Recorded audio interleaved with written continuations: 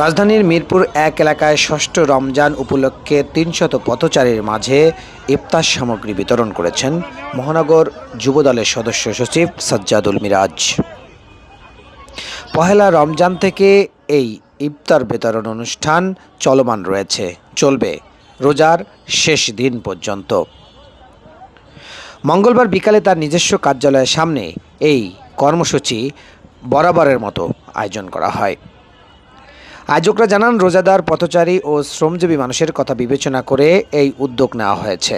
বিতরণকৃত ইফতার সামগ্রীর মধ্যে ছিল খেজুর পানি, বিভিন্ন ফল ও হালকা নাস্তা।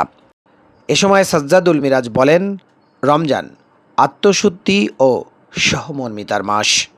সমাজের সুবিধাবঞ্চিত মানুষের পাশে দাঁড়ানো প্রত্যেকেরই দায়িত্ব, আর সেই দায়বদ্ধতা থেকেই এই আয়োজন। পরে সাবেক প্রধানমন্ত্রী ও বিএনপি চেয়ারপারসনের আত্মার মাগফিরাত কামনায় কোরআন খতম ও মিলাদ মাহফিল অনুষ্ঠিত হয়। সেখানে তার রুহের মাগফিরাত কামনা করে বিশেষ দোয়া করা হয়। উপস্থিত নেতাকর্মী ও স্থানীয় বাসিন্দারা আয়োজকদের এমন মানবিক উদ্যোগে সাধুবাদ জানান এবং ভবিষ্যতে এ ধরনের কর্মসূচি অব্যাহত রাখার আহ্বান জানান। S M Mizanur Rahman, news channel BD, Dhaka.